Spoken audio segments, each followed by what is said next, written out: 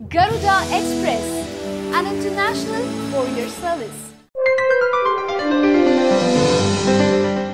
కొందరికి ఆశ్చర్యంగా మరికొందరికి సందేహాస్పదంగా ఉండొచ్చు. కానీ తెలంగాణలో తెరవనక బీజేపీ ఏ వ్యూహం రచిస్తుందో తెలిస్తే మాత్రం అనుమానాలన్నీ పట్టాపంచలైపోతాయి. ఇంతకాలం నగరానికే పరిమితమైన ఆ పార్టీ గ్రామీణ ప్రాంతాల్లోకి నిశ్శబ్దంగా ప్రవేశిస్తోంది. ఆ పార్టీ కేంద్ర వ్యూహకర్తలు దిమ్మదిరిగే గేమ్ ప్లాన్ రూపొందించారు.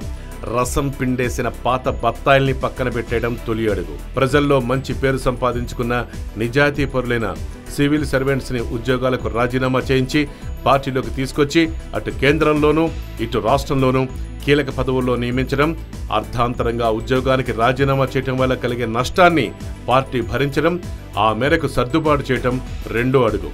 అందులో భాగంగా నిప్పు లాంటి అధికారులతో మంతనాలు జరుగుతున్నాయి. కొందరు గ్రీన్ సిగ్నల్ కూడా ఇచ్చారని తెలుస్తోంది.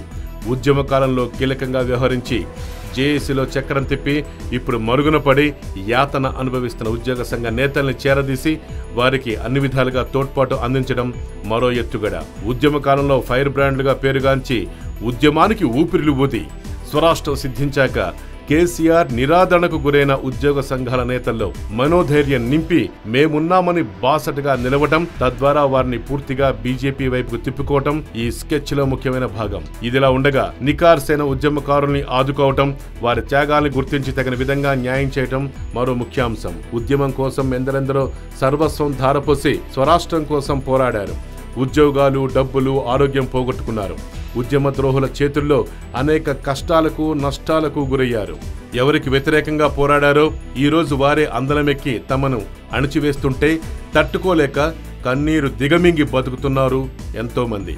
వారి కన్నీటిని తుడిచి వారిని హక్కును చేర్చుకోవటం, వారి త్యాగాలకు తగిన గుర్తింపునివ్వటం, ఆర్థికంగా మరో రకంగా వారిని ఆదుకోవటం, దీంతో తమను గుర్తించిన బీజేపీ పట్ల వారికి కమిట్మెంట్ పెరిగేలా చేసుకోవటం ప్రధాన లక్ష్యంగా బీజేపీ పల్లెల్లో పాగా వేయబోతోంది. ఇక గ్రామీణ ప్రాంతాల్లోకి వస్తే లక్షలు ఖర్చు పెట్టి గెలిచి పార్టీ మారినా దమ్మిడి వెనక్కి రాని స్థితిలో ఉన్న సర్పంచులు, ఎంపీటీసీల్ని, జడ్పీటీసీల్ని చేరదీయటం మరో స్కెచ్.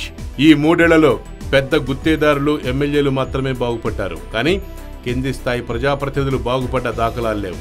గెలవడం కోసం పెట్టిన ఖర్చులు తిరిగి రాక కొత్తగా అవుతున్న ఖర్చులు తట్టుకోలేక నలిగిపోతున్న వీరిని ఆదుకొని వారిని పార్టీలో కలుపుకొని పార్టీని గ్రామీణ స్థాయిలో పటిష్టపరచడమే ఈ వ్యూహం లక్ష్యం.